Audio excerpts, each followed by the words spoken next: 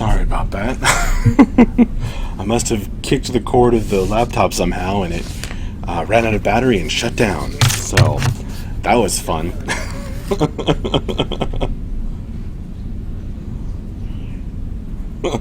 Well, we can continue this story time with Max since I don't know how, but I somehow unplugged the laptop there. Alright, I'm glad you can hear me again. Whoops. Alright, we'll try and wrap this story up, so sorry about that. Where were we?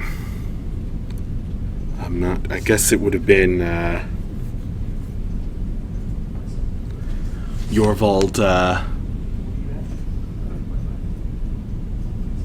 Jorvald was just recovering, I think. Oh, he gritted his. Thank you, Lugaroo. That's that's actually quite precise. Right, great.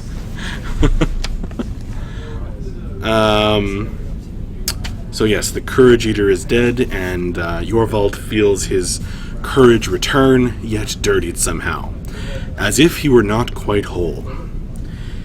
He gritted his teeth and clutched his axe, promising himself never to let that happen again. Just like me and the laptop cord. For his part, Sacrifisto could only stare at the thing that had tried to consume him. As the energy swirled from the burning, twitching thing, the glow coalesced into a woman's visage. He looked away as she stared at him, the shimmering mist flowing back to the Banshee. Donnie heard him whisper, "No, not her." The fires burned hotter and hotter, feeding off the depth's magic that Zedric had used. The flickering energies, released by the abomination's deaths, faded like smoke, leaving cinders and ash behind. Ha! Well done! Foggia roared her appreciation and slapped Zedric on the shoulder, nearly knocking him prone. Those things are done for, and the way is clear. Now, where did that shorty with the fur go off to? Sacrifisto cleared his throat. I don't know, but we need to move quickly. There are more of them coming. He glanced upward, and the others followed his gaze to see long tentacles emerging from high on the wall where the platform had been. Sacks of straining organic material rose, peeling away from ill-formed heads and creating new masks that looked like the Delvers. It's only a question of which direction. Down the hallway? Kicking at the smoldering ash pile, which was all that remained the thing that had nearly devoured him, Jorvald started to mutter something about how he'd been about to break out of it, and then added, "Come on, then. Down we go. Along... What did those runes say at the entrance? Down the Great Gullet we go." With that, he turned and began to hustle away, closely followed by the other Delvers. However, as they crossed into a deeper section of this place, Donnie's voice rang out. Wait! Look! Heads turned in the Luchrapan's direction. Donnie's eyes were as round as coins, wide and staring in shock and delight. The gold! The silver! I'm going to be rich! Come on, before they get away! And off he ran, bounding easily over some sharp white spines that clustered near the path. Hang on a moment, Donnie, Foggia called after him, but the little man hurled himself into a shadowy doorway and was gone. Before anyone could follow, the archway folded in on itself and disappeared. Breath of the Ice Dragon! What's going on here? Cedric growled, his voice still hoarse from speaking the burning words of power that had blasted their enemies. "We can't be losing members at this rate." "No time," Sacrifisto reminded him. The Banshee glanced back at the horde of abominations, regrowing from the walls, floor, and roof of the Great Gullet. More of those disgusting tentacles and pincers. They are coming to consume us again. So they ran on, hoping to find both missing Delvers in another passage. The hallway narrowed and came to a final dark archway, an exit, it seemed, from this awful place of devouring abominations. Leading up to it was a broad staircase of bone, rising with macabre elegance and startling white contrast from the red, writhing floor of the gullet. In the center of the sweeping staircase stood a human woman in a red dress, eyes downcast. "Hello there! Be you friend or foe?" called Foggia hopefully, but there was no response to her or the approach of the Delvers. The woman only bent forward further, her long hair trailing. The Delvers paused, uncertain. Cedric stepped forward onto the bottom stair. "Well, at least she isn't waving tentacles or pincers at us." He glanced back and smirked. "I know that'll make the healer more comfortable."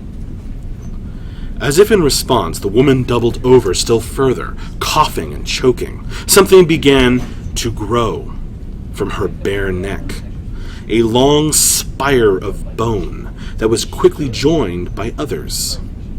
Like the empty husk that it was, the woman's corpse began to drop to the ground, as the impossibly large thing emerged with strangely ponderous grace.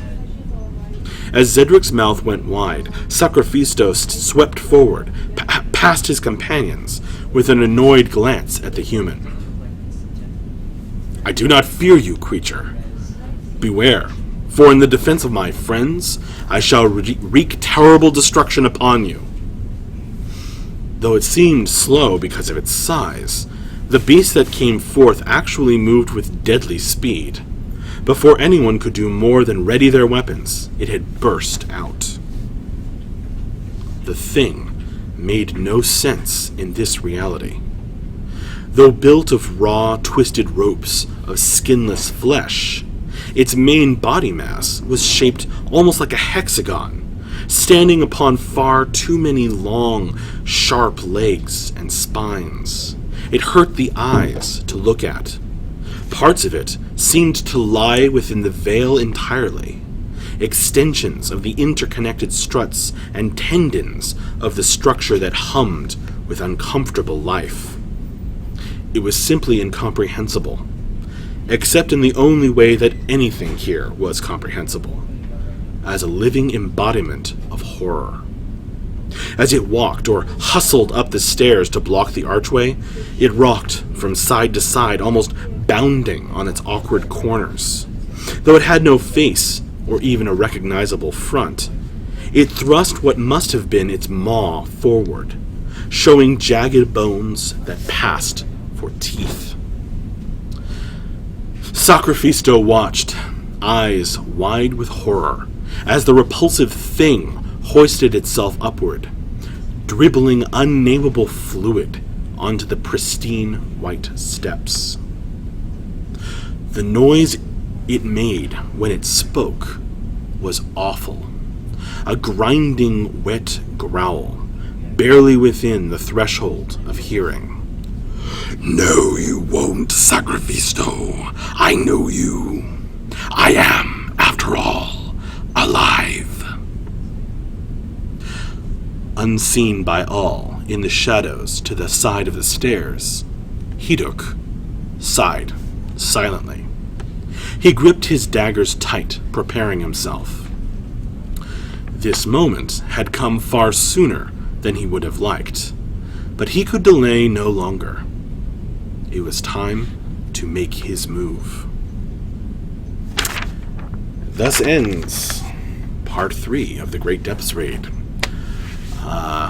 Stay tuned next week. Probably get to read part 4. Also, I'm going to have... looks like Moobot already handed out the stream schedule. So, that's pretty good. The cliffhanger is real. Join us tomorrow. I'm still here. Join us tomorrow for an office stream in the morning and weapon material creation with John or Dion, or maybe both, in the afternoon tomorrow. And MJ is walking over here, so I think he wants to say something. All right, go right ahead. Thanks. So, hey all, purple shirt today. If you haven't been in the Beta 1 test and you're a Beta 1 person, jump in, guys. It is going really, really well. And, there we go. I should have done that first. We'd love to see more of you guys come in. FYI, we are hoping to have a break the build test this weekend. We'll see if we can do it. Where we're going to try to coordinate and get as many of you in to see just what happens. I mean, so far, it's running great. No server crashes, almost no client crashes. It's been fabulous. So if you're an alpha, beta 1, or IT person, you haven't been in today, it's worth jumping in. And certainly this weekend, if we can hopefully make a couple more changes we'd like to get in, we're going to try to get a lot of you in all at the same time. So that's it. Wanted to give you a quick update, and I'm going back to work. Bye. Alrighty. All right, there you have it. Quick announcement from MJ. And thanks a bunch. I'm going to sign off now, so see you later.